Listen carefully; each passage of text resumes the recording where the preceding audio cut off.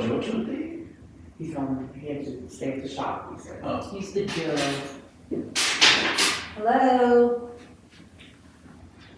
And Joe, I have a side question to ask you. Is it that you wish his last name was King? Yeah. No, it is not. Hopefully he can hear us. Jason, can you hear us? Again, Okay. We're working today. I thought I saw one. And are we very clear and not very echoey? sounds pretty good. Well, that's good. Do you have this one to schedule today? Yeah, I sent Lindsay the link, so she said she hadn't received it, but I resent it, so she should be there. Oh, I saw someone else check it on. I thought so too.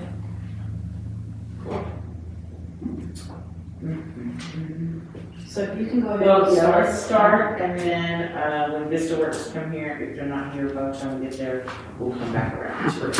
So call meeting to order, this Lodging Tax Advisory Board on March 28th at 11 a.m. Roll call, please, ma'am. Korth? Here. Miller? Here. Ryan? Here? Kozowitz? Here, you guys hear me? Yes. Here. Can't see you, but we can hear you. Yeah, I'm in the shop, I'm gonna be off camera today. Okay, and Decker? Here. Okay. All right, next on the agenda is approval of the agenda, so if anybody has any changes, let it be known. No? Can I get a motion to approve the agenda? I make a motion. And a second? Second. All in favor of approval of the agenda, say aye. Aye. Hi. So there's, the approval of the minutes is next. Everyone should have a copy of the minutes. Does anyone have any amendments? It should be 15 minutes, right? Not 15 minutes. Yeah, 3:15. I would motion to approve the minutes from March 14th. Any second? All right, all in favor? I don't have. Aye. Aye. Hi.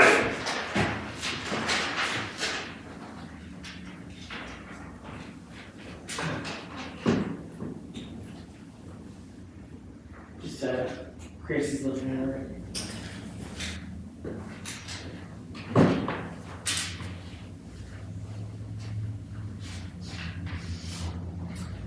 Are we good? Yeah, I don't, Yeah. I don't know why, but it's okay. Okay. Old business is next. First is the updates from VistaWorks. Lindsay, it's all you. Hey everyone, how are you? Hello. Morning. Morning.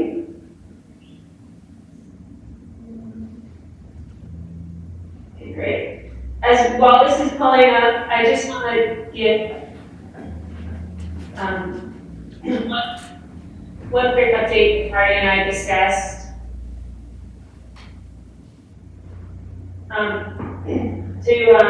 To make best use of. Can everyone hear me okay? Yep. Okay. To make best of my time that I spend on this contract, I'll continue jumping on these lodging tax board meetings, but what we'd like to propose is that I come on for the first half hour and I give my review and I'm available for any questions or discussions, and then I hop off. So that I don't stay on for the whole 2 hours, because that's kind of biting into contract time that I think we can best use elsewhere. So just that heads up, if anybody has a major objection to that, just let me know. But in the meantime, I will go through a few items. So I get my data reports at the start of each month from all the members of my marketing team. So on this later board meeting, I'm going to go through the data, but we'll reserve that for the board meeting at the earlier time of the month. So what I'll do today is just go over some updates, projects that Marty and I are working on, and then I have some answers answers to some questions that members of the board asked at the last meeting, and I'll go over that as well. But just so you know, some items that are going on, Marty has been requesting some updates to the website, most recently the contact page, we updated that. We have new radio ads being written each month, so the April ad is done. I believe Chris will record that for us, get it off to the station. And then this is really fun. We had a line item for the CTO Summer Social Co-op program. We're gonna do their Facebook and Instagram program this summer. One of the reasons I want to bring this up is I'm really excited about the Instagram program because they'll actually come down and shoot fresh footage for use as a reel in their Instagram posts that they'll give to us. But in addition to that, it sounds like we get 50 reels from them that we can then use on our social channels. So we are slowly increasing our media library, and I'll touch on that shortly, but this is one piece that's going to add to that, and it's going to give us a ton of content that we can use in social media, which is fantastic. We have a number of things in the queue that we're working on.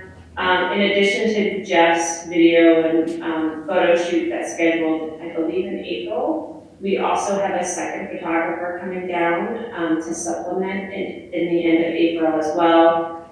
Marty and I went over some ideas for his itinerary, and we're going to use him to fill out digital itineraries that we're building on the website. So it's largely on items, all the historic buildings, the creative district, so the golf course, this golf course, the marketplace, the roller rink. So items within kind of your downtown radius that folks can very easily access while they're visiting. So that's what his photo shoot's going to be focused on. I think Marty's going to reach out and try to find some model volunteers so that we don't just have blank photos of these places, but we have them engaging in doing them. So always makes for more engaging photography. Our social media team is rolling along. They interviewed Dave Curry the other day. They said he was great. They're going to have him up and start first, see how that goes. We're going to give him a month to see how the partnership works with the possibility of extending the contract. Marty also has another recommendation that we will look into as well. We're just kind of going through the steps here. But we'll live for posts, so that's exciting. We have a team member now that has alerts set up in the Trinidad Press. I moved press page on the website, which she'll also she'll record all the press, just leave the place where it lives. And if you're like, let's see what, let's see part of Trinidad, it will all be in one place. I don't know that page is live yet. I haven't. The last I saw it days ago. It's free. Lindsay, your sound is not working right. Is it cutting out or is it quiet? Yeah, it's cutting out.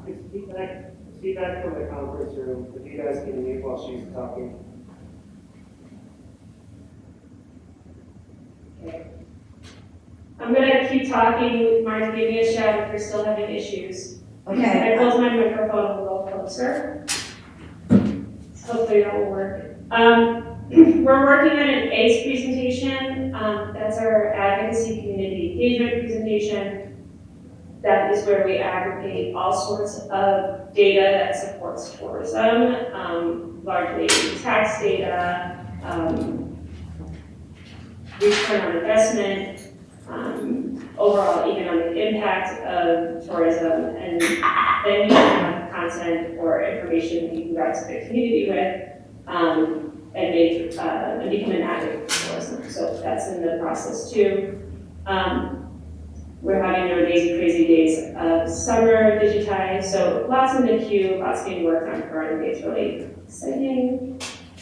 And then last meeting, we had some questions about our Google and our Meta ads. And so I had some time with our marketing team and got some answers for the group. So I'm gonna try to TLDR this because I have a lot written down. But let's talk about Google first. So your Google, you had asked about retargeting on Google, which certainly is something that people do and can be effective. Your Google Ads Manager suggested that with your click-through rate is already nearly at 20%, which is about 5 times the benchmark for travel. Retargeting may not improve that much more. And to enact a retargeting campaign, we're going to require a separate budget. So we would be pulling out from existing campaigns, which would hurt them. And then her suggestion is retargeting would be most effective or suited for a YouTube campaign, and I love that idea. And with the videos that we're getting from Jeff, we could certainly develop some YouTube ads, flesh out your YouTube channel, and really create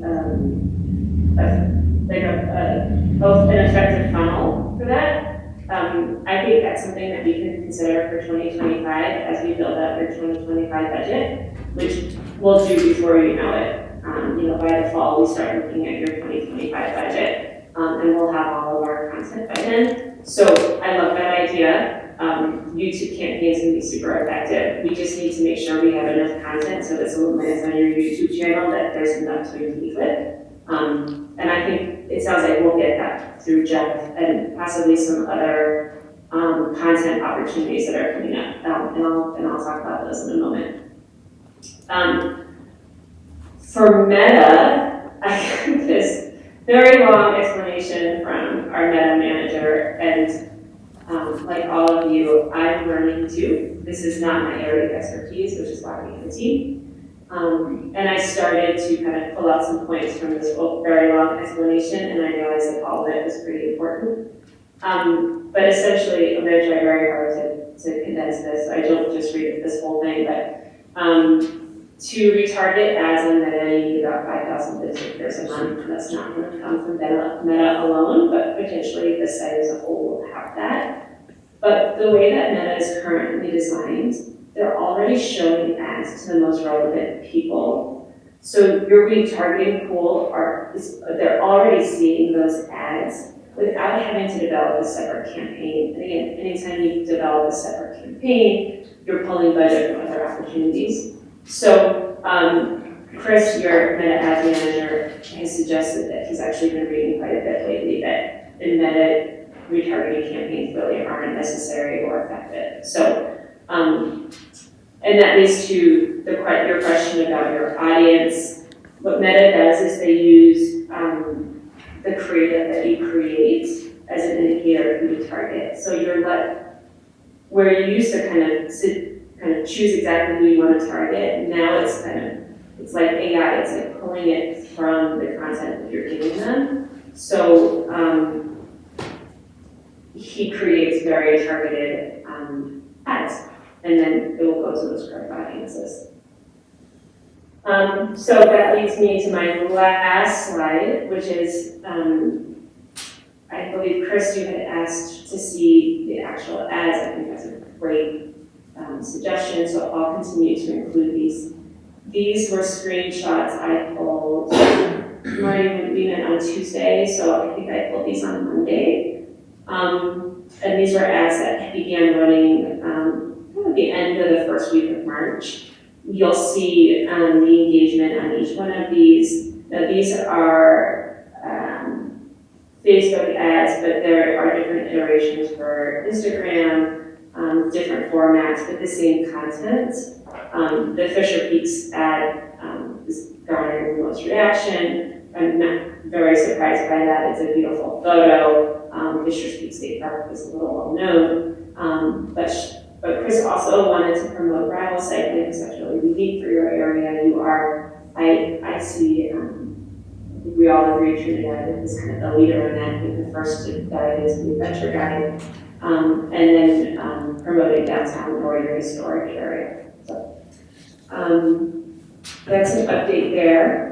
And then lastly, I want to talk about the content opportunities that are coming. So one of our focuses is to flesh out your media library so that we have that for our potential new website build, we have it for social media, we have it for any sort of promotional material. So just an overview of all the new content that's coming our way. So you have Jeff's video project in the queue. We have Frankie, who's coming down for a photo shoot for a day.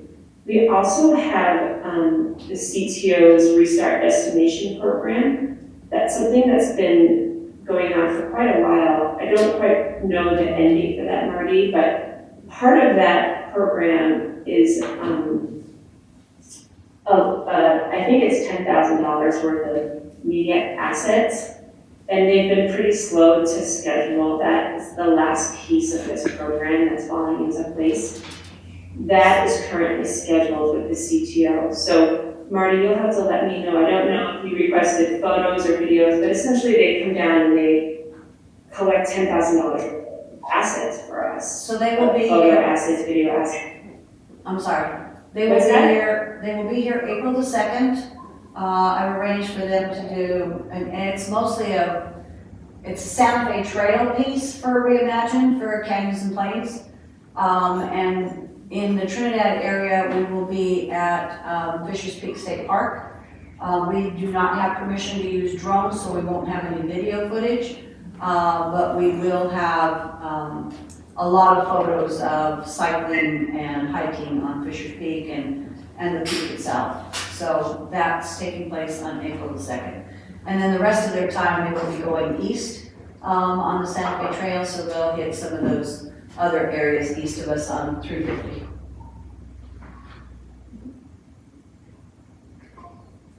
And then finally, there's that, what I mentioned earlier, the Instagram program that Social Co-op that we signed up with, and that's a one-to-one program. So the CTO covers half the cost for that.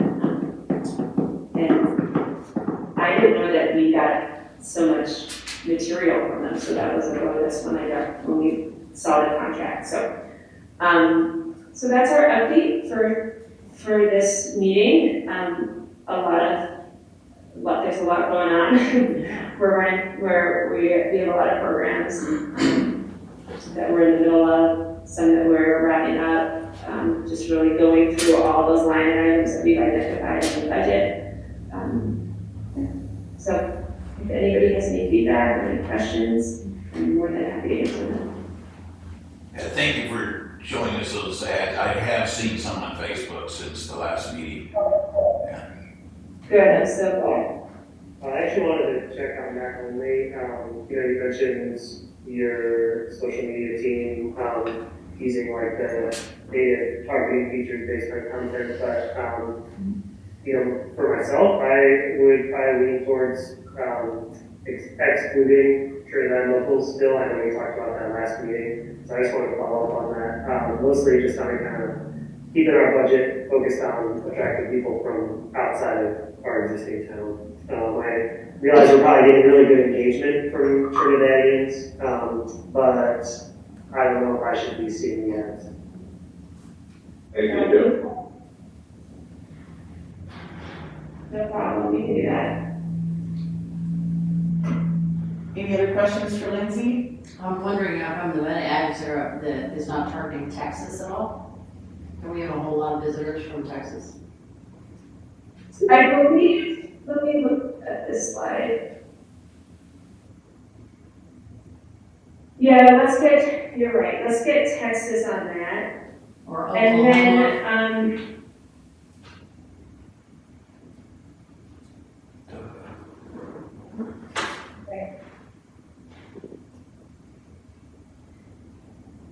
then, we can do that, that's not a problem. Great.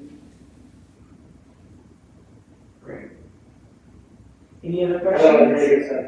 Excited to see all everything coming to fruition here, so thanks, Cindy. Yeah, no, it's great, and we're seeing a lot of great traffic on the website. Again, we'll look at the first, meeting of each month, we'll look at all that data, so. Okay, well, if anybody doesn't have anything else for me, Actually, I'm gonna I'll keep see you, Lindsay, I'm gonna keep you on the line. We have some, I will be rearranging the agenda later to have the line items that include you to be right after your update. But we do have two, line items, E and F, that I feel probably will include you. If anybody, unless anybody has any objections, I'm gonna skip down to those two. Good, okay. So E is discussion of bids for new website, and F is discussion of social media content. So I feel like those include you. These actually came from Jason. So Jason, if you want to start with the bids for the new website? Sure, so I had set aside some time to go and do kind of an audit of the website and provide some of the updates I wanted, but the website was down for almost 2 whole days as far as I was checking. And, you know, we had the expectation that we were going to be launching a new website, which seems like that's not happening, but I still think it's incredibly important. It's a WordPress website, so we can just do a new theme. It's not insanely complicated, or it should be insanely expensive, and we could just use the content that we have. I think we would just shorten it up, but I do think that getting a new website is incredibly important for us, and would have prioritized it more if I thought it wasn't going to happen. So yeah, I just wanted to bring up that discussion of, you know, getting some new bids for a new WordPress theme, just to make it look sharper. We go and look at some of our neighbors, you know, whatever their equivalent to the Visit Trinidad site is, and then you compare ours, and it's pretty obvious that ours isn't quite up to the standard that it should be, and I don't think it puts a good face forward for us, especially for, you know, running ads and stuff too. So yeah, I wanted to see what everyone's thoughts were on getting some bids for the new website to use from the access budget. I'm sorry to interrupt here. Thank you, Jason. I just want to make sure I'm clear. So I know we have our city's website, and then we have visit Trinidad, right.com. Marty, is that revised as well, or is that? No. Okay. That's WordPress. Okay, so it is, okay, awesome. So I agree. I think now would be a great time to do a total refresh, especially the aesthetics and usability of it. So I'm glad you guys are talking about this. I did actually attend a focus group with Beth Wright this week, in Yeah. which someone in the group brought up the fact that when you go to the website, there's still items on there that say Arcade, and a couple of the other Trinidadios on there. There's a blog post, the latest one is about Arcade or something. So if we can clear off the stuff that we don't have anymore, that would be great. And I'm curious, and sorry to interrupt, but so I know Anissa was working on an updated website, which we never ended up with, but that's okay. I think now is a good time, notwithstanding, to really put pedal to the metal on this. Marty, you probably don't know this, but I'm curious if our contract with Revise, since it is under the auspices of the city of Trinidad, if they could host it as a separate URL at no additional cost to us, and then they have really some great editing tools that are easy to update and that type of thing. And I wonder, you know, to the extent that they could work with you all on a terrific design and make it look super sharp. So they're a professional company and everything, and I would love to see us get to the point. WordPress is great, but having a full editing platform on the back end, ensuring it's ADA accessible, all of that stuff would be part of that package. So I'll talk with Audra and Des and look at our contract and see if that's something they, you know, would just do as part of their service contract with us. Consolidation. Yeah. So Lindsay, I know we have a website team at VistaWorks or DIQ.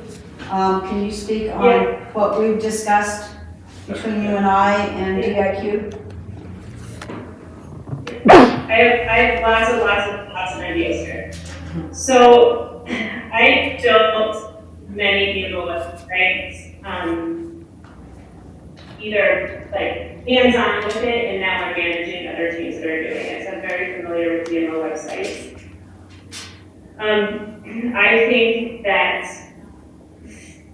in the interim, making the small tweaks to the current website, like was mentioned, like taking off the businesses that aren't there, updating anything that may be wrong for this next little piece of time is the right course of action. But if you're gonna redo a website, I don't think that it should be done in a half floor. Like, I think you should really devote the time to increase the content, and I'm not saying write longer pieces, but make sure that everything that needs to be represented on this website is on the website. That it's done in a creative fashion, that it's done in a way that the organization and navigation is modern and it's accessible. ADA compliance certainly is a piece of that. That you are utilizing your new photography, that you have an updated design. This isn't a small project. It takes a ton of research, it takes lots of design, it takes meetings. But if you do it right, this is your foundation for everything else that we do. I think a website is the most important piece of your marketing puzzle. And I would discourage you from thinking, let's see how we can do it so that it's cheap. So what Marty and I discussed is using the CTO marketing grant to apply for funding to redo this website and really take the time to do it well, to make sure that we have the best assets, that we have the best writing team, the best research team, that we build out a business directory that is extensive, that includes everything. And I forget who brought this up. I work on WordPress pretty exclusively, but I've worked on others, CMSs as well. But WordPress certainly has a back end that is extremely intuitive, it's easy to use. We always build websites that we expect we have to hand it off to somebody and that it has to be user friendly. So that's something that Marty and I talked about. In addition to that, the second piece of that puzzle, or maybe it's the first piece of this puzzle, we'd love to talk about possibly rebranding tourism so that the city has its brand, but then the tourism has its own brand. Yeah. So that would be a logo, colors, fonts, and then those are used universally across not just your website, but all your marketing materials so that you're creating a cohesive brand that's recognized anywhere that it's seen. And we could do both of these at the same time, maybe start 2025 with a branding project.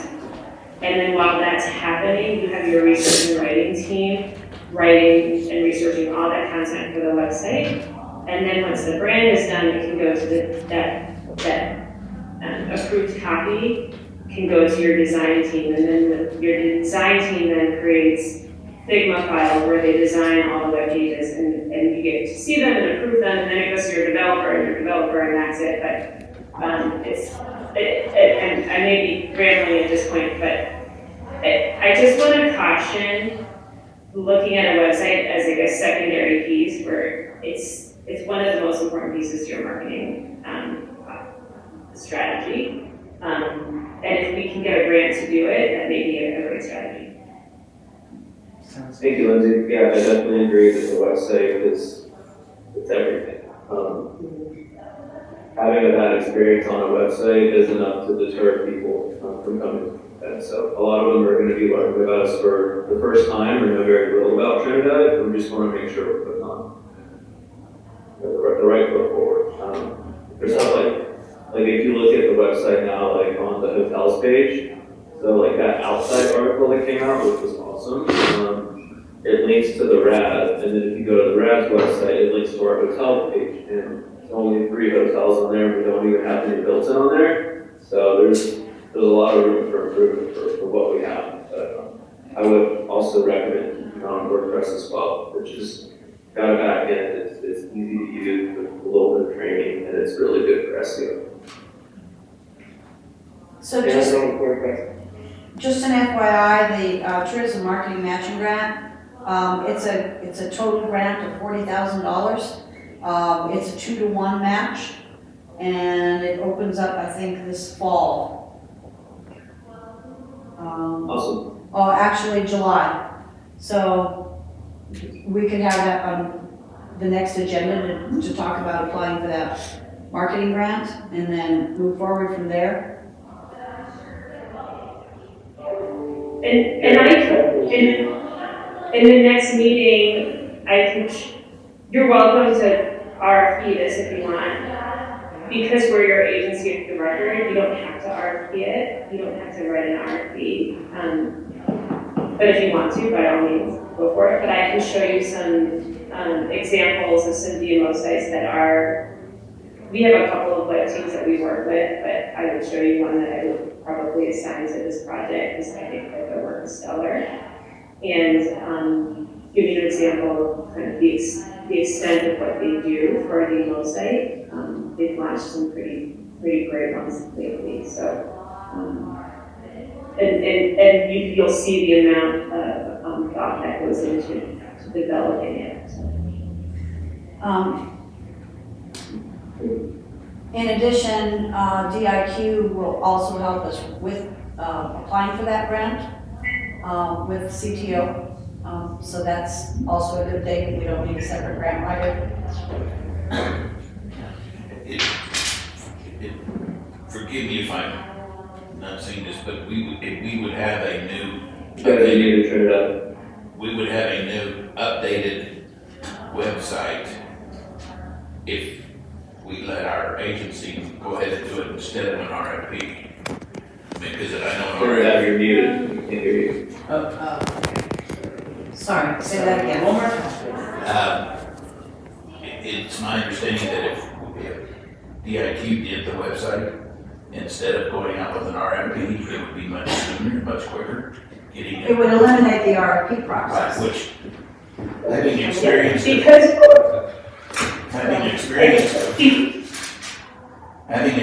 a few of those, they take quite some time. So I think we'd be better off, and that's kind of why DIQ is on board. So I'd like to see what they got. Chris, you got it right. Like, because we're hired as your agency of record for the government procedures, you don't have to go out to an RFP for a website build. Right. You just have us do it without the additional red tape, if you will. If you didn't have an agency of record, you'd have to market your RFP. So. Yeah, that's why I was suggesting our revised, but I like what you're saying too as well. So I think Ashley had a question. No, I was just saying, why do an RFP and bring somebody else to pay? Yeah. Right. What she's saying though is it doesn't, It's an option. it's an option. It's an option. It's not, it doesn't preclude us from getting an RFP and getting other, but she's saying with that, we wouldn't have to do an RFP. I feel like. I like that. So Lindsay, in the meantime, while we're waiting to apply for this, we could get the other website updated, so we're not losing anything there. I know that you had looked at the website that Anissa had proposed, and it will be easier for us to just update the current website until we get this grant and then get moving on the new website. Yes, assuming I looked at the correct website that Anissa was working on, you definitely want to keep with your current website. I also have engagement data on your current website, and it's not terrible. You're right on par with benchmark. Tourism is around 70%, and the last I checked, you were about 65% engagement rate. So your current website is not deterring people. They're not bouncing off of people. So I think if we make those little updates that we need to make, just let it. This will be our patient until the new website is launched. I think it's going to be okay. We're going to have some really great representation on social media very shortly, and that for a lot of people are actually. So I think you're going to be fine. Lindsay, quick But question. I just want to caution about, forgive me, but half-assing like a website, my is really focused on making it stellar. So My question to you, Lindsay, is I'm glad you looked at what Anissa put together. Is there anything on there that's worthwhile to, like, I would just say copy and paste over to the new web, or to the updated current website? That's a great question, and we think that's something Marty and I can work on together. We can cruise through there. Yeah. Certainly when we build a new website, that's a resource I would give your research team. But if there's something that is represented on Anissa's site and isn't on the current website, we can absolutely switch over. And Lodging Tax Board, have you had a chance to see what Anissa put together? No. No, Is there a way to get that out to them? I've requested it. We Yeah, just don't don't. get it again. Oh, sorry. Oh, sorry. So you may not have heard that, Jason and Joe. I was just asking if you all, as Lodging Tax, have had a chance to look at what Anissa put together. If there's a way we can get that over to you guys, I'd love your input too. If there's anything on there that you think is awesome that we should, at least temporarily copy over to the current website. Yeah, Jason had somewhat all on it, but this is something we have been wondering about and asking about pretty much for a year now. Okay. How can we review this site? How can we progress on it? So that has definitely been a point of frustration. Yeah, totally understandable, bro. She was also working on a new logo, Well, other than this little thing. I like what Lindsay's saying about a full, Yes. branding. Right, yeah, I agree with that. Any other questions on the website? The next one is The only thing I discussion. would add is you can probably make some slight tweaks to the existing theme. I know one thing that's kind of bugged me is there's it's like a weird big large serif font, and this is just my design they're coming out, but for a lot of the body text on the existing site. And so, things like that where we can go in and probably just adjust the template and get it, if we're going to continue using it as an interim site for a whole other year, we could probably tweak it to a point where it looks a little bit cleaner, a little bit more modern with relatively minor amount of time invested. So as long as we have the keys to that existing WordPress site, I'm sure that, you can help us if we have a few hours that we could throw towards just some design tweaks to kind of clean up and modernize it. Do we want to stop I sharing? have a great designer, Cool. who I think would be great, who would be perfect for that. It was at Joe who brought that up. So let me touch base with her and see what sort of time commitment that would be for her to just modernize it a little bit, make, kind of work with the concept and the layout. Yeah, I think that would be awesome if we're looking at like a 2025 grant cycle to get started on a full overhaul. It would be awesome to do at least something minor in the interim. I think we should be able to work it in the budget. Cool. Great. Next is discussion of social media content. I believe that came from Jason as well. Yeah, so there's kind of two pieces to this. One was, just for example, we had this awesome article in the Outside magazine that came out that gave Trinidad a plug as like one of the top places to visit. We did share it on our social media, which is awesome. But when we have like that, I would love to see us celebrate them more and, go into the copy and like take a snapshot or, do a little bit more with it, maybe share it in some stories because that was, a really piece of positive information that came out. And yeah, we don't get a lot of those right now, so I would just love to focus on highlighting our wins more that come around. But the second piece was I had two people kind of where's the text be a snapshot of something that was posted, which was a bit baffling. And we had posted like a big lump maybe a few days, maybe a week back, and they were wondering why are we promoting farming companies on our tourism page? Who posted that? Why are we doing that? So yeah, I just wanted to bring that up. See, why are we posting stuff on plumbing? We should be posting. Okay, so let me address that. So I have two Facebook pages, my personal Facebook page, and I manage the tourism page. And I have to switch back and forth when I'm sharing things. So I was that day, I was sharing stuff for the tourism website, and I was sharing things about, on my personal page, and that was a complete and total mistake on my behalf. I take full responsibility for that. The plumbing page is actually my son-in-law. Oh, And so I saw that, and I apologize, and I guess I should have taken it down, but yeah, that was me. I did that. Sorry. Just send him a bill. I am so sorry. It was a complete, mistake. I meant no harm, and I wasn't promoting his plumbing. I was promoting it on my personal page and was on the wrong page at the time. thanks for paying some attention. So I have been forwarding stuff over to Lindsay, like that outside article. There's another one that was making the rounds, that was a video from out there in Colorado that shouts out Fisher's Peak. And so Lindsay informed me, and feel free to chime in as well, Lindsay, but that their organic social team, which is separate from the paid team, they're just getting started like right now.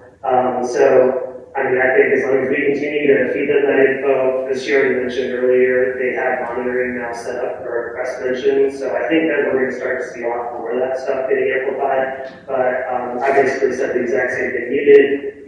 We should be tagging the outlet and or the journalist, giving them a shout out and pulling more of the content out instead of just kicking out a reshare. With DIQ within that, I feel a lot more confident moving forward. So all you, Marty, on what you're doing in that regard, and then you have responsibilities to juggle. But with the dedicated team coming from the agency, I think we're going to see significant improvement across the social posts here moving forward. Perfect. Yeah, that's great to hear, and it sounds like I had on that. So. All right. Anybody have anything else? Just one thing real quick. I love this conversation. We're, with Lisa's departure, we're kind of restructuring how we want to do communications for the city, but one of the things we're really looking for is somebody who can write positive feature articles about not only what the city's doing, but for example, the Temple Aaron landmarking event on Saturday, there was some press there, of course, and there'll be articles in the paper, but I would love to see from our side just celebration of these wins in our community where we get to tell our own story. So I just wanted to point that out for you guys. But if we can get to that point where we're publishing those types of feature stories is what I would call them, I would love your assistance in making sure we plug those on social media. Because maybe I'm wrong, you guys are more experts than I am, but I think just showing off wonderful things that are happening in our community makes it an attractive place for people to come. For example, if you're a member of the Jewish community, you may want to say, wow, I had no idea Trinidad had that, now it's landmarked. We should go take a trip there to take a look at it. So I just wanted to point that out. And we can have future conversations, but I would absolutely love you all's feedback as we move towards that goal. Last thing I'll say, and I know I'm talking a lot on this, but when we created the communications position, the goal really was a year ago for us, exactly what I said, to tell our story. And we've been bogged down. There's just been a lot of things that have happened in the last year. But I think it's so important that the city itself is talking about what we're doing. One of the things we're working on right now is creating a list of all of the city projects that are recently completed, currently being constructed, or contemplated. And I think it's really important that even for tourism, that we really brag about all the awesome things that we're doing. So I just wanted to point that out, and I'll yield to the chair. Just while I might be here right now, I know personally, and maybe some other people on the board want to chime in, but Please. When moving forward with whatever the new communications position, if there is one, would be, I would personally love to see some of that marketing role that we discussed that was part-time for tourism to be combined with that as just a way possible. Thank you, Jason. I like that as well. And absolutely. So I think we kind of have a blank canvas now. So any feedback you guys want to give me as we're moving towards this position, I would really appreciate it. And then the other thing that just comes to mind, if you all, or if you know someone who wants to write something about the city that we can promote and plug, it doesn't have to be a staff member here.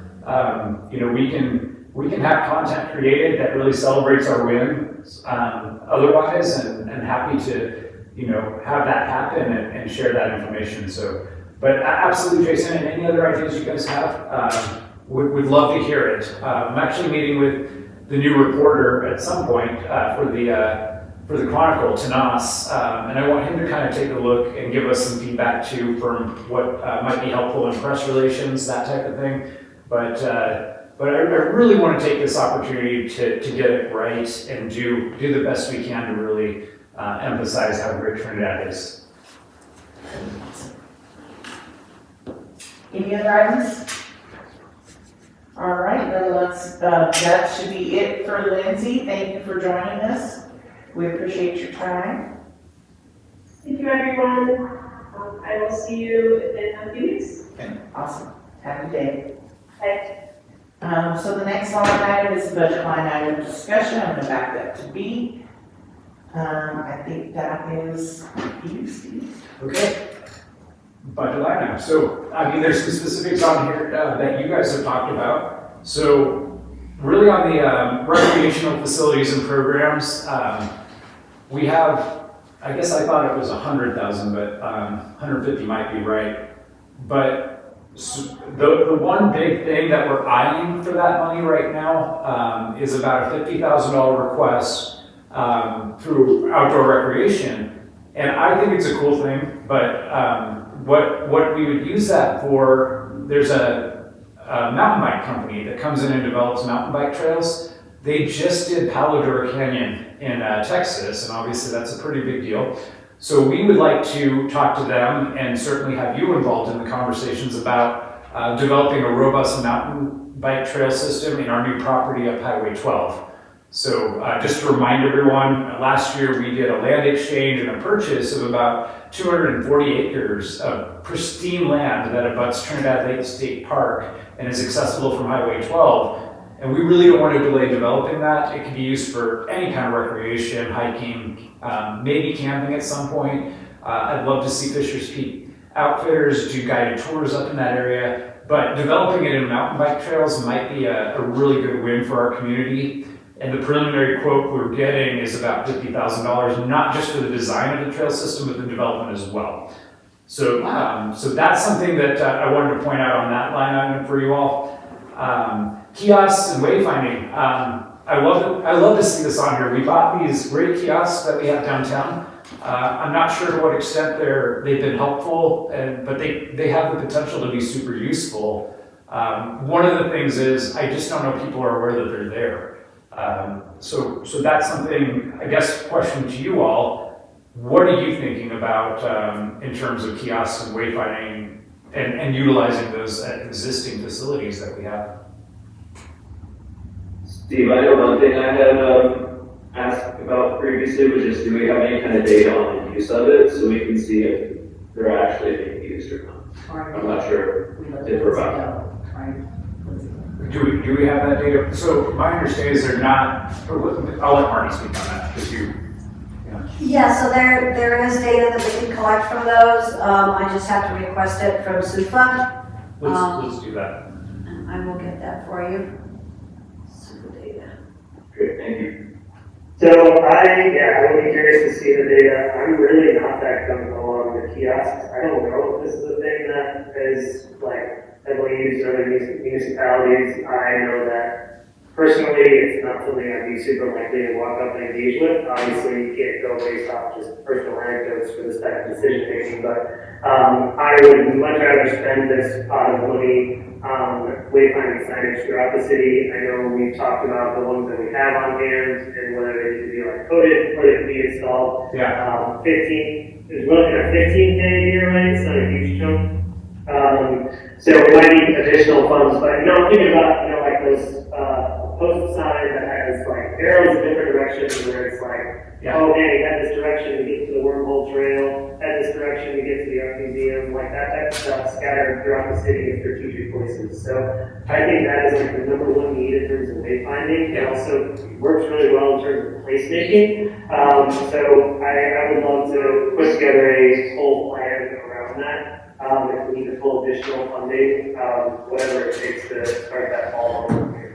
And Joe, I'm glad you brought that up. So there's been similar conversations with the Main Street Board and also the Creative District, all who would like to see exactly what you're talking about. My question to this group is, if you guys do sooner than later go through a branding exercise, to what extent do we want to incorporate the tourism brand into the wayfinding signage?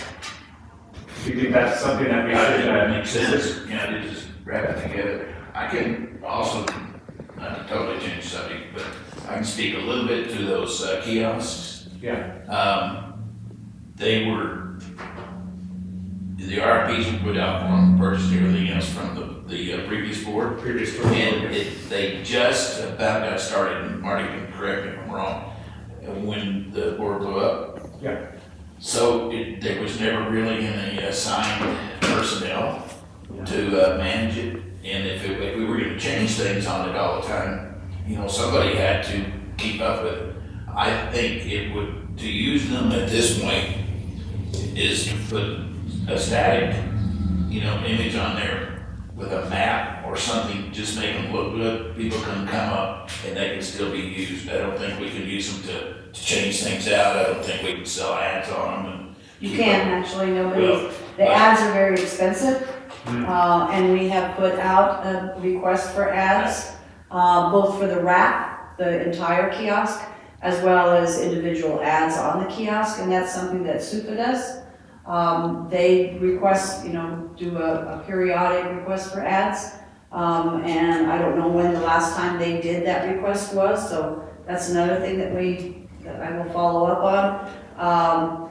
They're connected to Facebook, so there's always a continual update on what is posted on our Facebook pages. It's also connected directly to our calendar of events. So the calendar of event, it pulls out the current top 3 events on our calendar and it posts that on there. And then there's a static poster that we can change out of any community events that are going on here. But the event organizer or whoever is hosting it, whether it be Main Street Live or Temple Aaron or whoever, you know, is having this event, has to produce a specific black and white or grayscale sized ad and send it to me, and then I will post it. And I have put that out several times, letting people know that there's that opportunity, and I haven't got any kind of, well, I think except for Main Street Live. Main Street Live, SoCo Community, there's some others that will send me periodic ads that I can go in there and change the poster regularly, as long as I have it. it just needs, it's gonna take a lot of time and labor to manage it. I think you know that to really. Well, I'm a manager, so yes, I know how much time it takes to do it. I Believe think, me. I've seen them when they looked like they needed work, they weren't, you know, they needed some attention. Well, I don't have to do anything to Facebook. It populates itself. I don't have anything to do with the calendar. It refreshes weather and things like that. Community events, like I said, are pulled from the calendar. It's only the poster that needs to be manually changed out. So it sounds like we might want to have a specific discussion about use of the kiosks. I don't think that's part of the $16,000. We own them, we're using them, but let's make sure we have a conversation about what lodging tax board thinks is an appropriate use of them, what you all would like to see. It's also something, to Jason's point, maybe we can assign that task to our marketing and communications person and put that as a bullet in their job description as well. So I did hand that off to Anissa at some Okay. point, and just never got done. Okay, that's good to know. Okay, and then I have to go in a few. I apologize. I have a lunch date with Carlos Lopez. Arts and cultural events, the $50,000. I've been trying to explain your story, so I've been hit up by both Main Street Live and the Mitchell Museum about the amount of funding that was actually authorized by this group, and I need your clarification. My understanding is that that's the initial amount you all wanted to provide, but there may be opportunities for further funding. You just didn't want to accommodate the entire request all at once as we're balancing what other needs might be throughout the year. Is that I correct? think the thought behind that was if we gave them everything they asked for, we wouldn't have anything left. Okay. Yeah. And that's fair too. So what we wanted to do was kind of just do a parse, and then they could always come back and ask for more. Okay. But we didn't want to give all of it to 2 people and then have someone else come later and be like, why don't you have anything for me? No, that's helpful. I believe Main Street Live's request was 20,000, which this is just my personal thing. I think we would want to keep any one organization to less than 10,000. And then I think Mitchell might have been around the $10,000 mark, but It was 5,000. okay. 3 requests for 5,000 Okay, each. so 15 total. Yeah, but I think we do need to take that step back and be fair to other arts and cultural folks. There's, a lot of interest right now, for example, in our projector art. And so perhaps some of this money could go towards ensuring we keep up with that. That's one of the few events I've seen recently that really has been what I would call a complete success. I didn't really hear much negativity about that. Brett Forrest would actually like to do a small scale service contract with us to continue consulting. And then the way that would work would be, so I'll give you a great example of what's happening right now. Cinco de Mayo, their event, they would love to have laser projector art as part of that event that would be created by Hispanic individuals and really showcases their talents. So I would love, I'm just throwing it out there, certainly we can discuss it further. I would love to maybe see a portion of this money go to, as a retainer for Brett's professional services, at least for a year until we really get the expertise. And then individual private events, 420, Cinco de Mayo, anything else that comes up, they may want to pay money for his services to produce the event, Oh, yeah. but we would have, that available to them as a city consultant. Hey Marty, Yes. hey guys, can I jump in real quick? Please. Can you try killing your video for now? I think y'all have internet issues and Jason and I really can't hear a word that's being Oh, said. apologies Sorry. for that. So in summary, in 2 sentences, Joe, I was just saying, in essence for today's conversation, I think we should deep dive into what you all think we should use this funding for. And I was using the lighting show that we did for the Winterfest as a specific example of where some of this might be useful to continue doing those types of events. One of the, at least on the Main Street Light, just one of the aspects of that recommendation was that if it could come out of the reserve funds that we have. Right, so that was, Which is the next. that was one thing I was gonna bring up. So the last request that we had was for 420, and the amount that was approved was requested to come out of reserves rather than the festival funding. So segueing into the next line item, that actually can't be done, and I'll let Steve just real quick say, it cannot come out of reserve fund because reserves is specifically used for capital, not for festival funding, correct? Yeah, but we can have further conversations on that. We do have the ability to transfer out of reserves into a different line item, if that's what you guys would like to do. But we're really trying to prioritize capital needs with the excess money right now. But certainly, I think, and not to keep delaying everything, but that might be a good, robust conversation to have to look at, what amount we have left in reserves and how we want to kind of distribute that. We will keep a statutory minimum and maybe above that, just so we have some cushion for random things that come up. But it might not be a bad idea. Cheryl, our finance director, and I think she talked to you guys about this. We want to keep certainly a reserve, just because A, we have to, and B, it's just good budgeting. But we also want to keep it at a level that makes sense. We don't want to have all this money just sitting there not being used. It's never a good idea to collect money and just sit on it. So definitely, we can definitely have those conversations. Okay. Okay, thank you guys. I apologize, I have to leave my life. So, Go ahead, Ashley, because that's the next line. So was it the refund, do you have anything else for the reserve fund balance and usage? You have a sheet in front of you, and I will send this to you, Jason and Joe, that Cheryl provided. And it explains, what items were taken out of the reserve fund, and it also explains the capital outlay, and the amounts that are used for, the reserve details that's been used from the reserve budget. So $60,000 was taken out for marketing out of reserves, and $230,000 was used for capital outlay, is reserved for capital outlay. And it's all explained in this budget report that you two don't have in front of you, I apologize. But as Steve just mentioned while he was leaving, let's add to the next agenda, requesting that a certain amount of reserve funds be moved into the tourism budget for probably local festival funding, so that, because that seems to be the line item that we are a little bit short on. I can't think of the word. Transferring? Right, transferring of reserve funds into the tourism budget specifically to be used for local festival funding.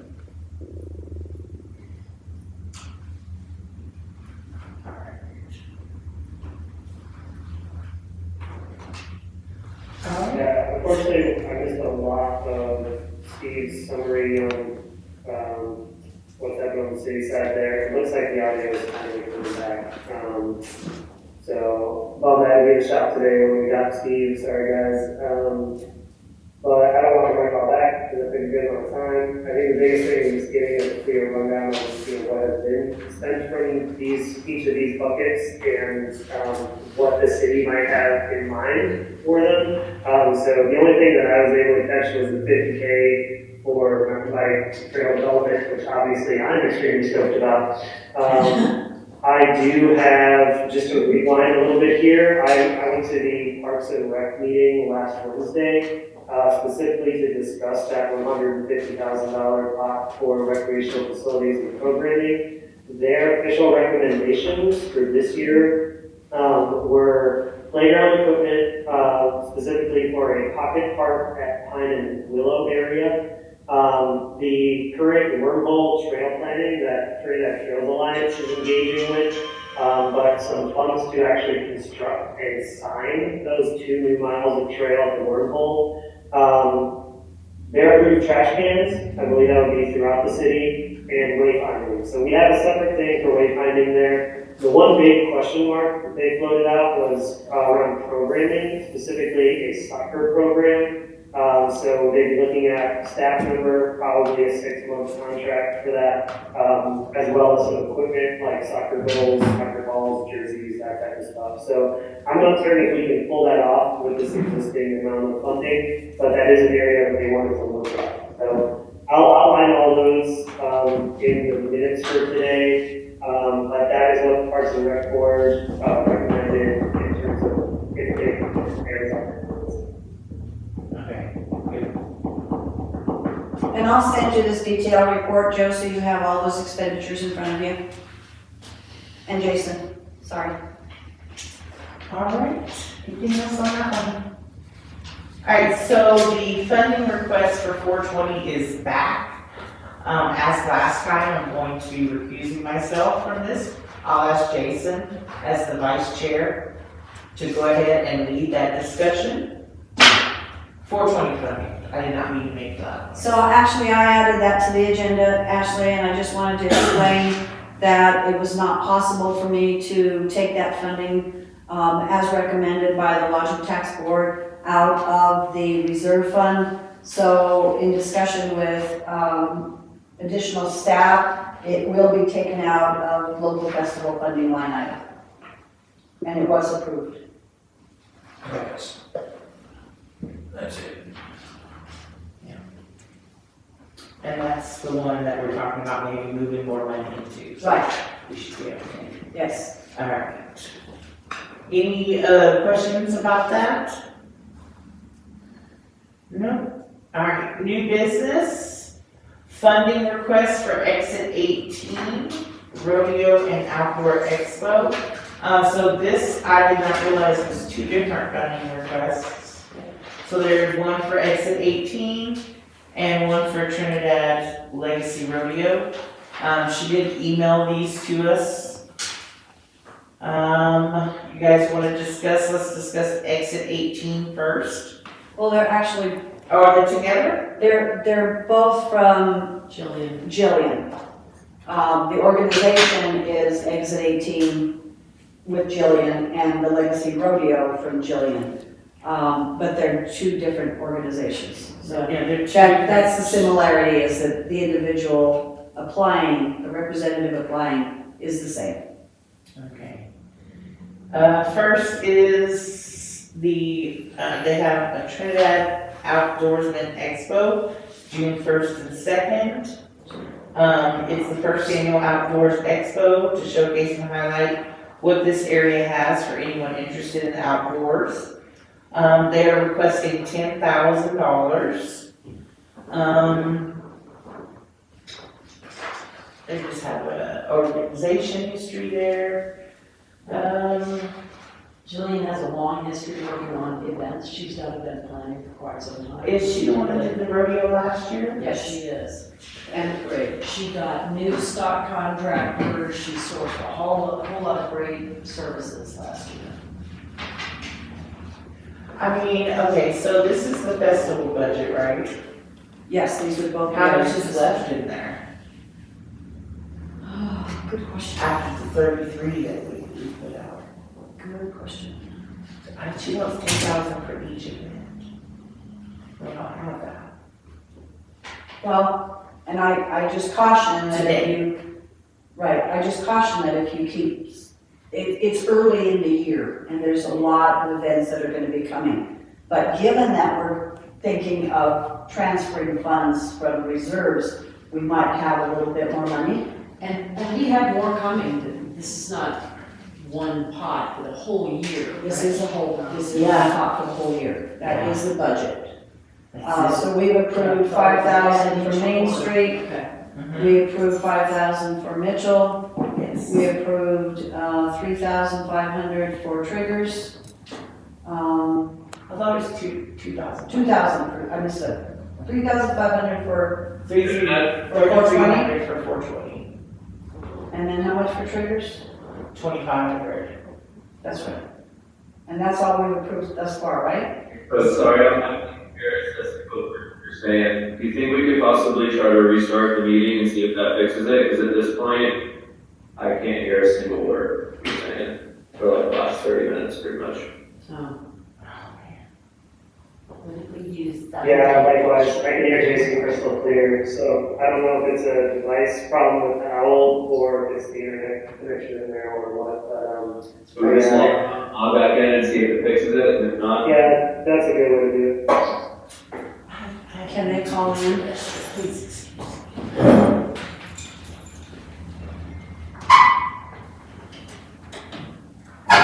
Joe, can you call in instead?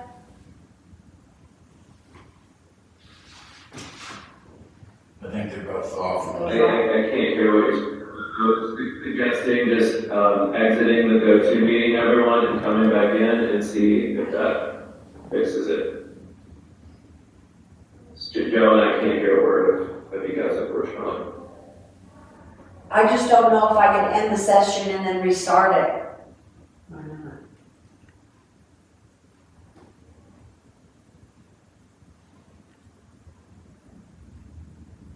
Okay, let's see.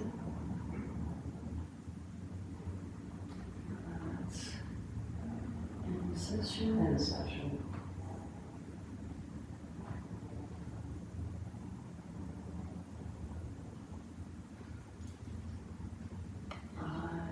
Once we will get back in. Let's try it.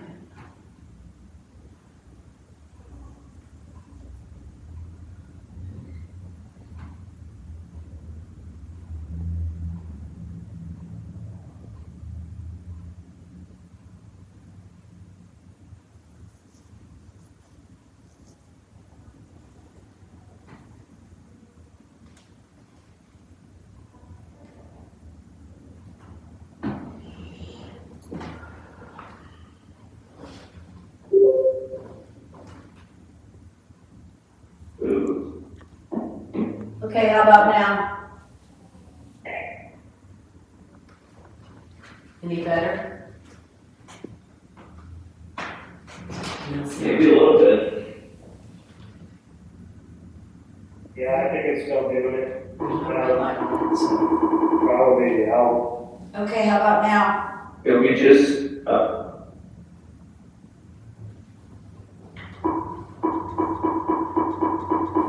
maybe, Now?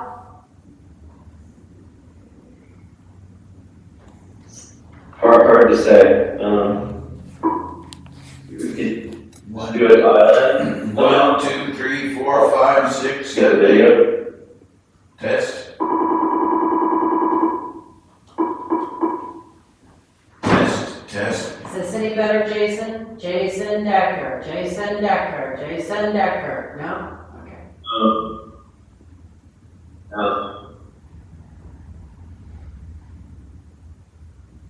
Okay, let's Should we try dialing in through the phone number? Sure. Yeah, you can. Yes. Let's see if I can do settings.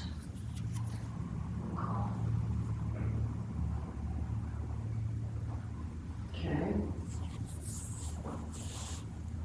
And click that phone number, because that looks clickable down below. Audio. Computer? No, that's what you were just on. And I was on echo, so if I put,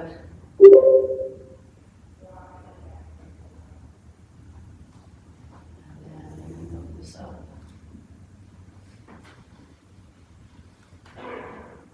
okay, how about, Someone from Trinidad call in the phone number and see if that helps, fixes it. so I went to computer audio, Jason, does that help? You're on mute, Trinidad. You're muted.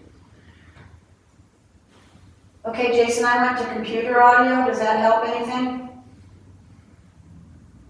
No. Okay. No. All right, Because here. now it would just listen to you, and we would all be in the background. 15 minutes. phone call, when you do phone call, it looks like there's a green below that you can click and call in.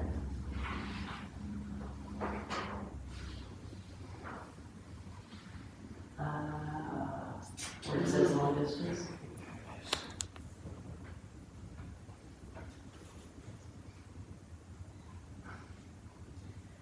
Yeah, it's not letting me do anything here.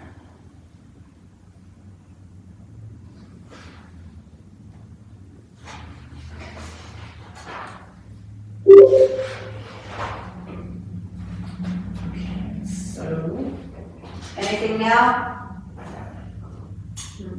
No. Call the number and the message. So when you click on phone call and you see that long distance phone number under there, does the computer let you? So click on that, On what, on on phone the call? phone call, Got it. and the C says 571. So I just try and pick it out, phones allow. Okay. Then maybe just your phone, call that phone number. Phone, are you able to make phone calls from your computer? No. Yeah, the only difference is that maybe your phone doesn't say on your there. Let's see. I see your lips moving, but I can't hear you.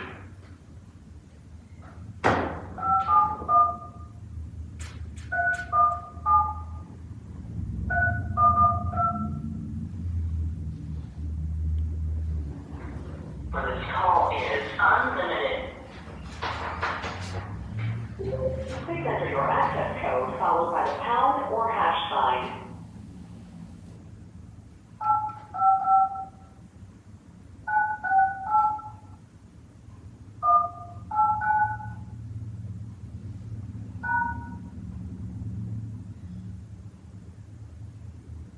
To enable audio control, please enter your audio PIN followed by the pound or hash sign.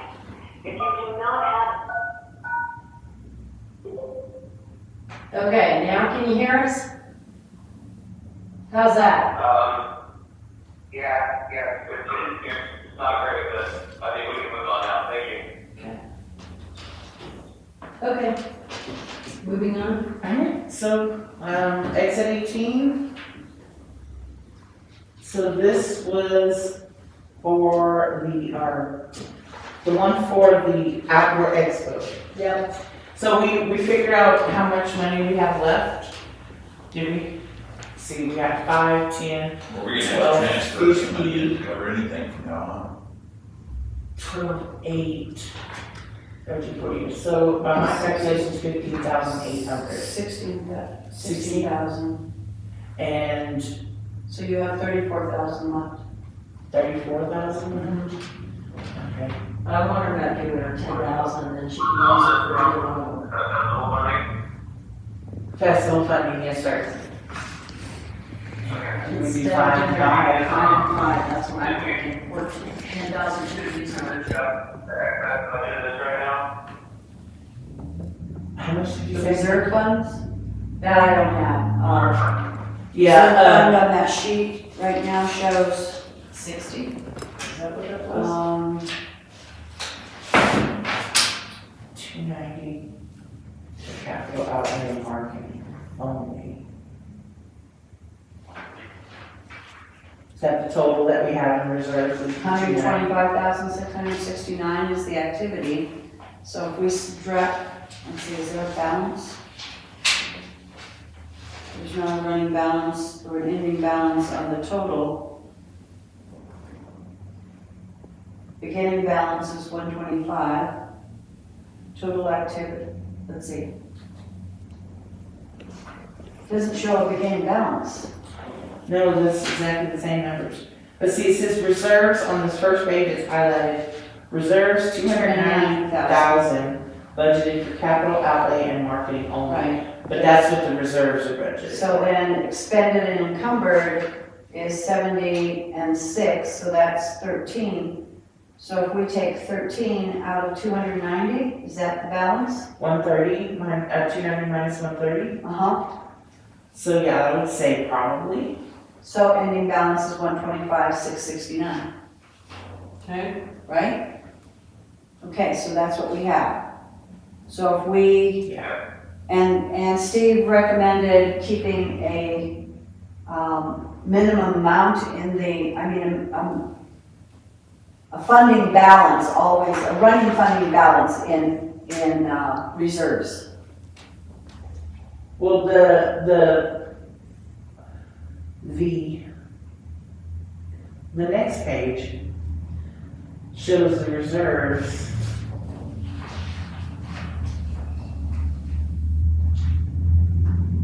Fiscal activity, period activity, current budget.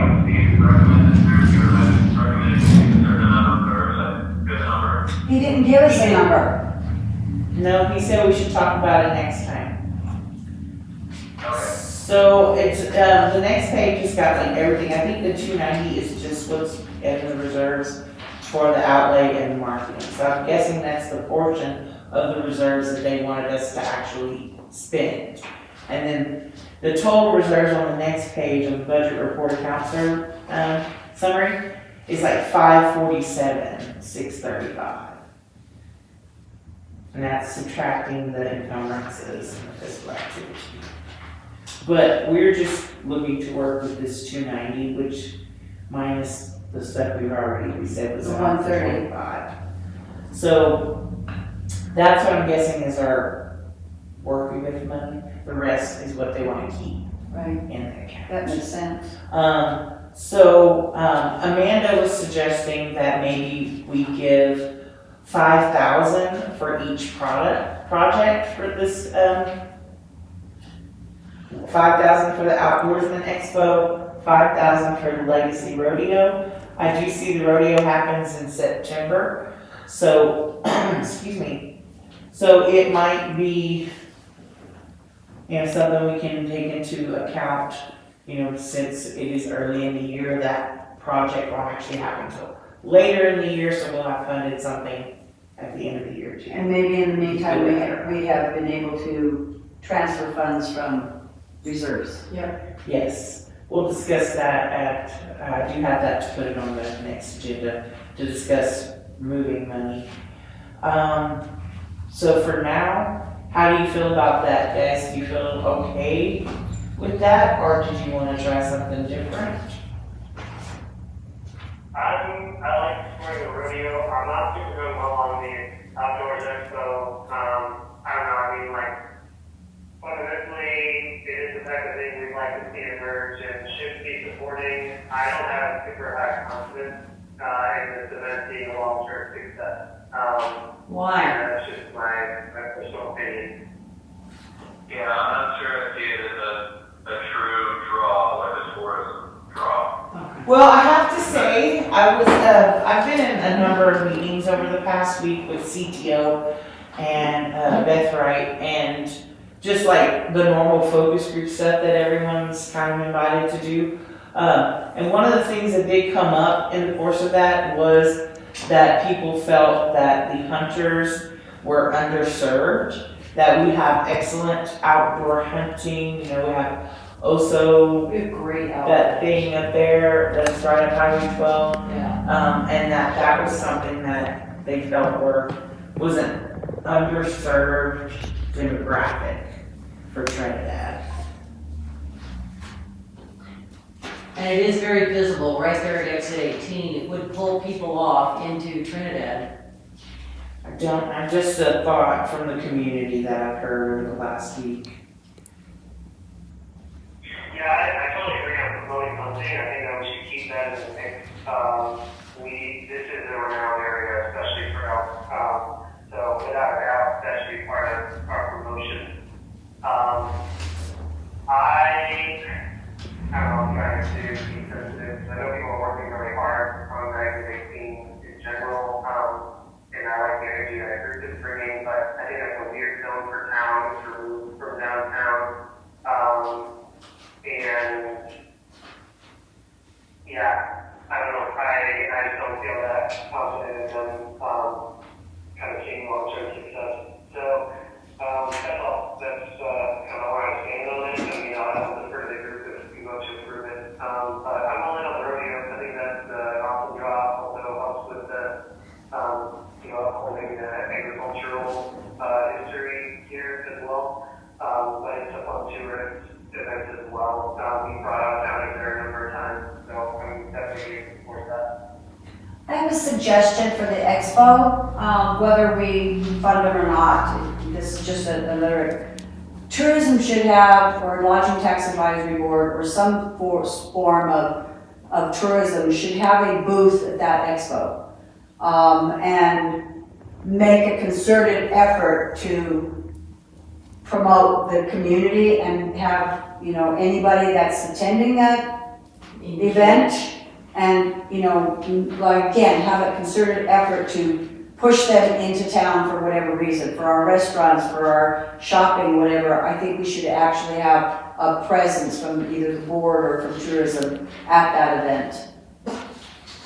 Yeah, I love that. That's actually kind of where I was headed, in terms of my train of thought, was like, can we purchase an ad and or just purchase a booth and have a presence? That way, we are giving them some level of money, and we can promote Visit Trinidad that way, as opposed to a $10,000 or $5,000, just like great funding that they can do whatever they want with. Because one of my other big concerns is, and we talked about this before, but, kind of propping up events by just giving them funding every year. And so I realize this is a brand new event. They need to get off the ground, so the story's a little bit different. But I would really like to see events be self-sustainable.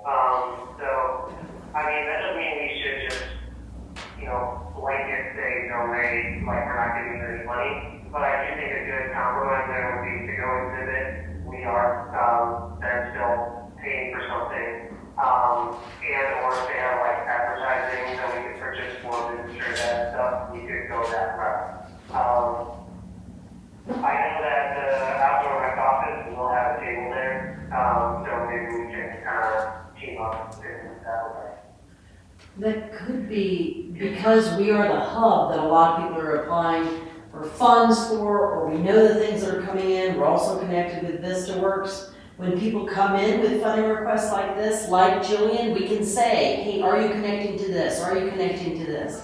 We can give them further extension of their ability to have a successful event because we know everything else that's going on theoretically. Also, one of the things that I noticed in this application was that the money she's requesting, she says is for marketing. Don't we have an avenue for them to get marketing without having to pay for it? Yes, yes. But also, she was probably requesting that under the last year's requirements, because last year when we applied for the rodeo funding, it was, you had to use it for marketing. So she might be calling it for marketing because she thinks that's a requirement for the monies. Make sense?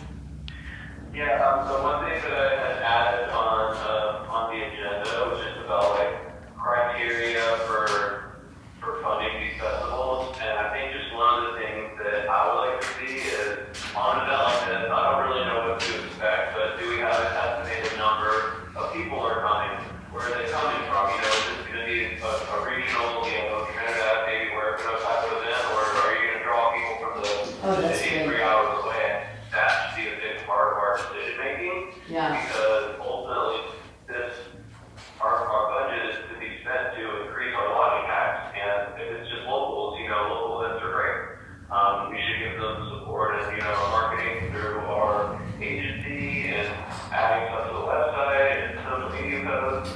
But if it's something that can, like the Rap Fest that we know draws a lot of people in town and really pays the bills around here, that's a whole different story. So I think trying to find a way when they're applying that we have a better understanding of what the expectations are, I think that's going to help us make decisions better. Absolutely, it's gonna help us understand if they understand what their opportunity is, right? If we say, if they can fill in stuff like, where else is there an outdoor expo? Where's the Clubhouse Outdoor Expo? Where else do they happen? Why is this a good time to have it? Does that make sense? So on the third sheet, she does provide some information about the event. She lists that it's free to the public. She is going to be advertising it on Facebook. It is family friendly. It's not pet friendly. It'll feature Los Angeles County as an outdoors venue. Proceeds will go towards the actual legacy rodeo, so any proceeds that she gets, she's going to be using for the rodeo. The age group that attends the event will be anywhere from 18 to 65 years old, equally attended by females and males. One thing that's not on there is her demographic. So I will add that to that application in the future.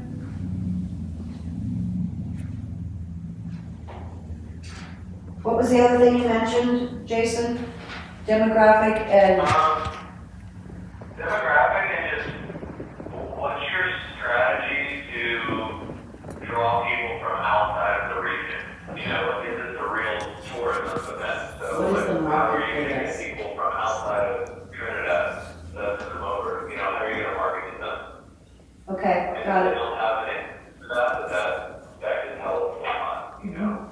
Just, it could just be a regional event. So Right. they're really kind of two different things that should get different types of support. Okay, Yeah, I have about 2 minutes. okay. Before I have to step out. All right, so you should probably take action on these two before you leave. Okay, so on the Exit 18 Outdoor Expo, does anyone have a motion for that? And, You wanna make a motion, what you suggest? $10,000 for both of them, so $5,000 for each, but, We gotta vote one at a time. okay. Well, it's So- gonna be the same person, and her proceeds from one are gonna support the other. Yes. Let's get Yeah, but we have two so 5 requests. and 5 now. Yeah, All right, so, 5 and 5. the motion I'm hearing is, Amanda moves to approve both funding requests for $5,000 each. So let's do it one at a time. There's a motion on the floor to give $5,000 for the Outdoors Expo. Do I have a second? I'll second. All in favor? Aye. Aye.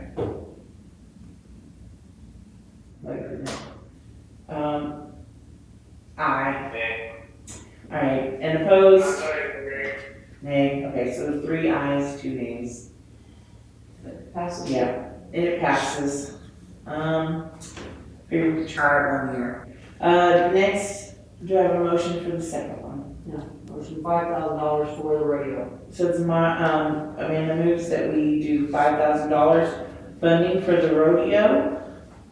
I'll second. Seconds, all in favor? Aye. Aye. Aye. Aye. All right, that one passes as well. And that's it for that section. And I will excuse myself. Do you guys have an agenda to move on without me? Because a lot of people are in this call. Give me just a moment, guys, I'm finishing up. No worries. Okay, so I'm gonna have to excuse Ready myself. for? Right. So does somebody want to lead the meeting, or do you want to? Jason? Still thinking, watching. Jason, do you have the agenda? So, just to be clear, we are moving on to the van show. Yes. Yes, I'm so sorry, guys. It's okay. So, No questions. You have that. can you see that, Jason, Joe? So that's an old, what I put in front of everybody as an old flyer that we produced when we were using the trolley, to provide trolley rides from the hotels and back on Fridays and Saturday evenings between 6 and 11 p.m. From participating hotels located outside the area of Trinidad. So like the La Quinta, Super 8, Holiday Inn, and Quality Inn, and the hotel at the end of town. Which one is that? On West Main. Those were the participating hotels last time for this program. So we would have to contact them and ask them if they were interested in participating again. And then we contacted individual businesses where these individuals from these hotels could be dropped off for whatever reason, whatever was going on at the time. If it's a First Friday Art Walk, then we could drop them off on one end of town where one of the first events was taking place, and they could walk to the other areas. That's basically how it worked. We gave them a phone number that they could call if they were interested, or the option to contact their waiters at the participating restaurants, or their front desk clerk at the participating hotels. And then we posted in the individual hotels what time the trolley would arrive, and where it would drop them off, and the event that was taking place. Okay. So we talked about using that van a little bit more, and this is what that van was actually purchased for, so that we wouldn't be using the trolley, and we can actually transport up to 13 passengers at a time. And the reason we went with that number for the van was because that was about we averaged about 10 people per ride, and we did this a couple of times a night. Okay. So we're looking for, If we want to move forward with this program to use the van, or if you had different ideas on how to implement this program. It sounds great. Yeah, I think it sounds great. Do we have a driver and or do we need to set a budget for things like fuel or whatever? The fuel's already in the budget. It's already been budgeted, so we have a fuel line item. So we don't have to worry about that. That would be taken care of. As far as the driver, the insurance only covers city staff, so we would have to get a staff member. Do you have any leads on anyone that would do that, and do they They don't need a CDL for the van. No, you need a CDL for the trolley, but you don't for the van. And you already have a trolley driver for. And we already have 2 trolley drivers for Oh, this great. season, yeah. So trolley's taken care of. So we would just have Can to, they drive a van? Your trolley drivers? yeah, absolutely. So if somebody's driving a trolley, you only have one trolley. Right. And the other guy can drive the van. Right. So we could go that route. Do we need to, like, motion to approve this, or can we just do a thumbs No. up? Yeah, just a thumbs up and maybe, so a little bit of help contacting the motels to see if they're interested or if any of the businesses are interested. And then I'll I get, can tell you, you're welcome to use the well as a drop off. I figured, That's appropriate. I figured that was a given, Jason. And then Hilton, you don't have a Alright, Hilton. Michael. No, this is 2 years ago. Just let her know there, to get in touch with you and any of her properties or purchases. Okay. All right, so then I will work with DIQ on redoing this flyer. And then we also had some trifolds that we put in the hotels and restaurants and businesses, so they would also know that we have the program going. And yeah, I think we need to get this going before this, the season starts. So I will talk to the trolley drivers and see if they're interested, and if they're not, I'll seek out somebody else that might be interested. All right. Okay, Jason, we can move on to the next one. Okay, discussion of board retreat. I have a question. Jason, you had said last time that your ability to attend might be hampered by all your other things going on. Would you be able to meet if we did it in the evening? And don't you have rooms at the well, at the motel? And we could meet in just a room? I mean, we have our space, the rooms are not being ready, which is the day of my existence right now. Right. We could probably meet in a room in the marketplace. The marketplace has that brick room. Yeah, we could find a place and just do it in the evening, find a time that you could do it. I think it's important, and I talked to Amanda and actually both about it, that we determine who we are, as a board, what our goals are, now that most of the marketing stuff's been turned over to DIQ. There's some things we discussed, at least where we can have a casual discussion of where each of us feel this board is, who we are. What value we can offer the businesses and the tourists. What value we can offer as a board. Yeah, I mean, for me, my availability is extremely limited. I'm working 6 or 7 days a week. I work at night, I work during the day on multiple different things, so when and how long it'll be, will kind of determine if I can make it or not. I mean, I'm no more available at night versus during the day. Okay. Very helpful, but even just taking time to be at this meeting is challenging. So if it's gonna be like an all-day type of thing, then I don't think. No, I don't, I think in 2 hours, just discuss, we ought to be able, but we need to have the ability to have that kind of discussion and, see where we are. Maybe we can get the city manager to be there to see what he expects of us and stuff, but, right now it seems extremely confusing that we make recommendations and they wind up not going anywhere. We don't need to do some of the things we're doing that DIQ is doing now. We just need to figure out a direction where we can be, like she said, the most valuable. Anyway. Do we want to talk about dates? Do you want to talk about dates that are on your calendar? Because it sounds like you're the most difficult one to pin down. Well, I think with Ashley, we can. Huh? I didn't mean that as I just meant you. Oh, I didn't hear that. On my account, 5 minutes, I put out one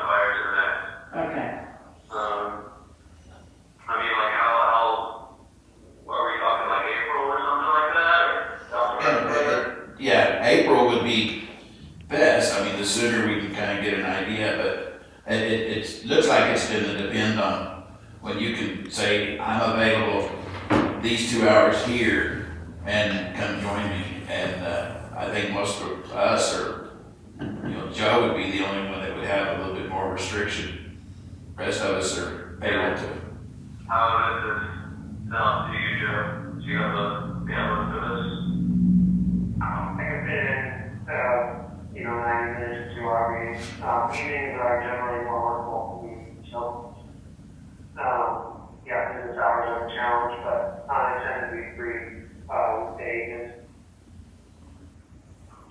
Tend to be free, what was that last word? In the evenings? Weekday evenings. Weekday evenings, okay. Okay, do we want some? Right now, the only time that is off limits to me would be looking at second into the third week of May. So we're doing shoot for sometime in April. I can probably pull off. Yeah, well, evenings for me, now I'm in rehearsal because I'm in play.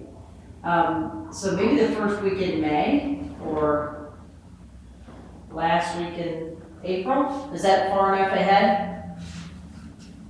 First week in May, I'm out of state. I could do April 11th, Thursday, preferably in the evening. That's your tech week, right? Yeah, I can't do that. What if it's like April 29th or April 30th? I'll set up that account that week. What about between the weeks, your show? That's, well, the last day is the 28th. The week before, like the 25th, or maybe 6th during the day, like this. During the day, okay. Well, the 26th during the day, the 25th. Sorry, I have 4 calendars. You're so popular. Not in a good way. How about the 26th? No, can't do the 25th at night. What if it was Thursday the 25th during our normal meeting time? Sure. If that's the only time, we just have to extend the meeting time. Yeah, that was quick. Actually, we're talking about dates for a potential retreat.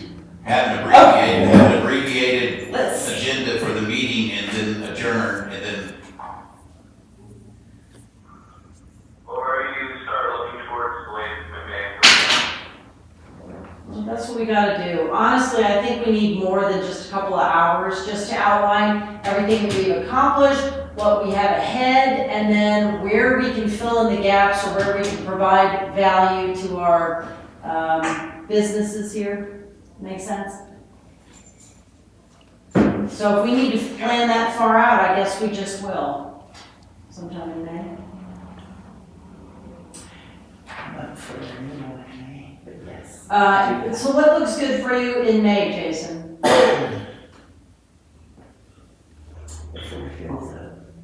I always feel that doing something around food is helpful to the creative process. We can work. May 23rd? I'm wide open that day for now. hold on, let me check with my social secretary. Oh yeah, actually that works really well. Look, I know that today. So just be an extended meeting then. Yeah. Are you okay with an extended meeting? Maybe start off with like a light brunch maybe and This lady is hungry. Yeah. I think food is important to creativity. I can do an extended meeting, but yeah, I would prefer we extend it to the morning instead of in the afternoon. Okay. That's okay too. Do you want to do like 10 to 1 or 9 to 1, something like that? Is that enough time? Yeah, that's what we're. I'm trying to squeeze it in some very tight schedules. 9 to 1 might do it. So are we allowed to like call it? We have 2 meetings a month, the 2nd and the 4th, right? So this would be the 4th. Would we then begin, instead of having a regular meeting, just do a retreat that day? Could, yeah. Okay. Do you guys want to do that? Instead of a regular meeting, we'll just have a retreat on that day? That'll work, and still we could do it early. Yeah, give ourselves an extra hour or so? And you can be here, Jason? Yes. Lovely, okay. So we'll do Thursday, May 23rd, and at 10 a.m., 9 a.m., Let's do 9, yeah. at 9 a.m. All the tourism board meetings used to be at 9 a.m. Okay, and then we'll just say 9 to 1, and if we finish early, great. Great. Okay, all right, so that meeting will be a retreat. Okay, So retreat means we don't leave, Yes, you do. we do. Yes, you do. You still Okay. have to? Oh, yeah. It's all It's always public, Big Brother watching. so you'll have to be nice. well, okay, that looks good. Okay, all right, so that's that. So are we gonna get a motion on that? Let me put it this way, it has to be recorded. It doesn't have to be video recorded. Oh, Okay? it doesn't matter. Okay, making a motion for, Thursday, May 23rd, 9 to 1 for a lodging tax advisory board retreat. Second. All in favor? Aye. Aye. All right.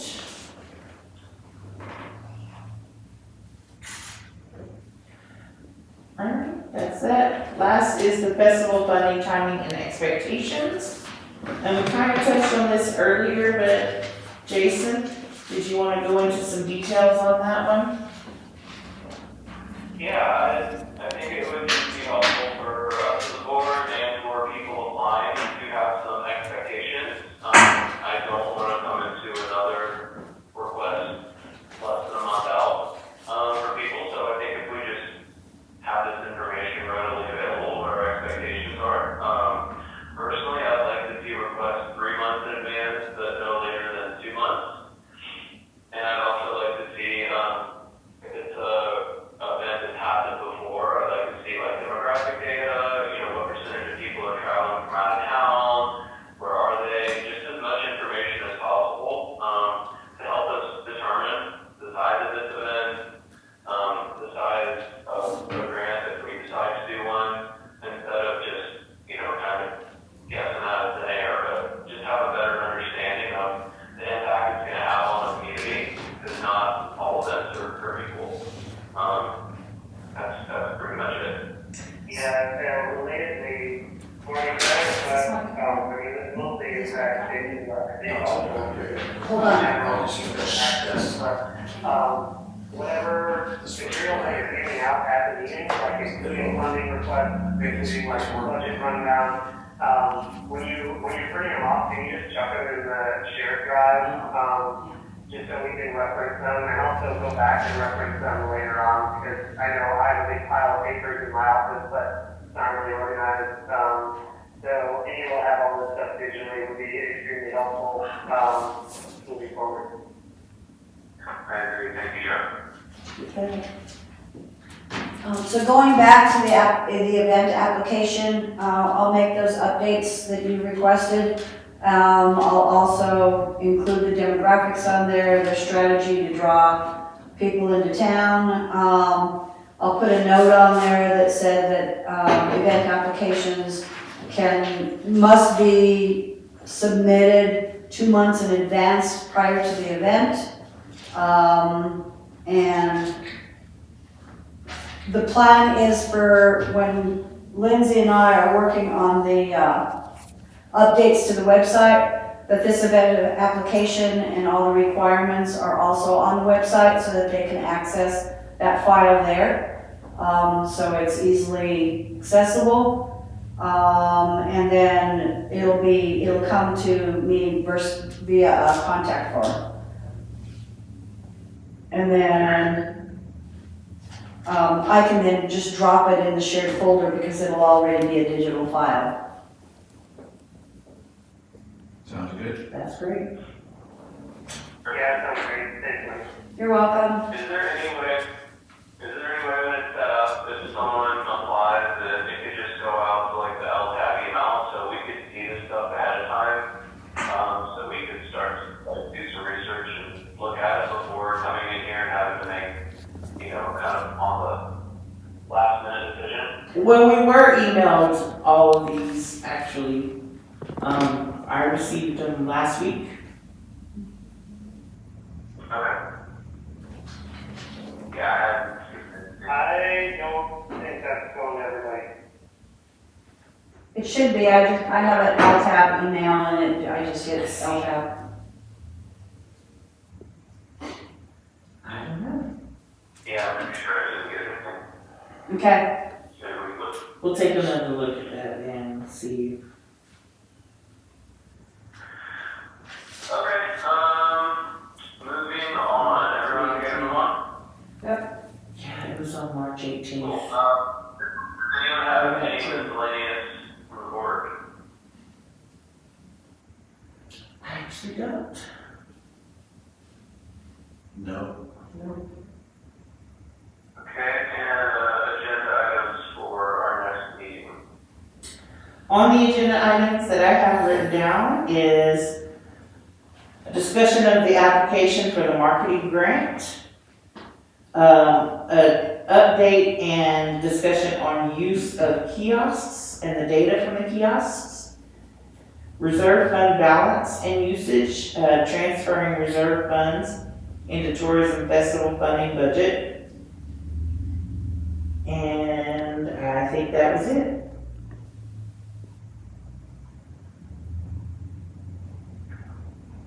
I'd like to keep moving, just continue the, budget discussion that we've had ongoing on those three big buckets. I don't know if we need to get more focused on each of them. I feel like we have made some progress in terms of clarity there, but, mostly we just need to, like, identify an actual recommendation for that money to be spent.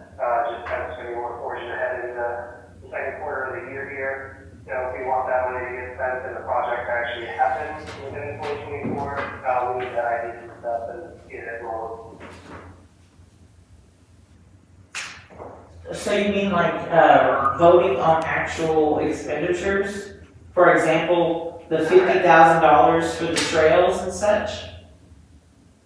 Exactly, yeah. Okay.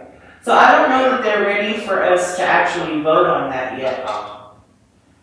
I feel like they haven't like given us an actual proposal to vote on yet.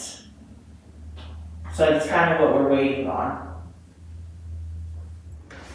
Yeah, but we may be able also, so like I have these recommendations from the Parks and Rec Board. We can discuss those, maybe hone in on 2 or 3 of them, to go ahead and pass on to council, to, you know, go ahead and put out the bid. So I'm not sure the best way to approach this, but I just think that we need to keep pressing on it so we can, you know, put some notches in our belt, so to speak.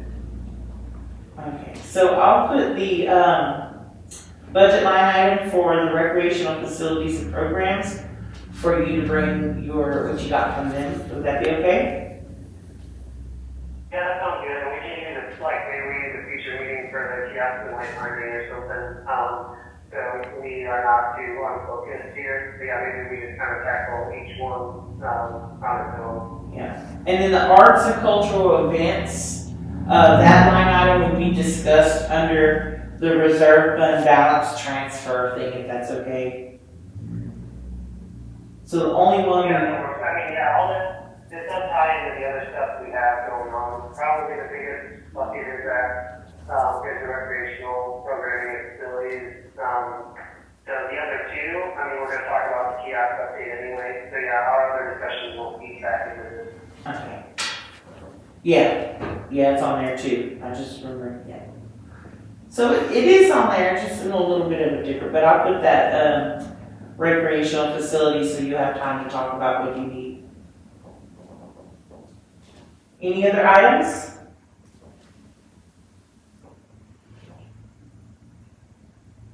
Alright. We're good on that. Take a motion to adjourn. I move to. Yes. All in favor? Aye. Aye. Aye. Awesome. Thanks, guys. Appreciate your time. Go back to work, Jason. Have a great day. We'll see you next time. Thanks, everybody. Thank you.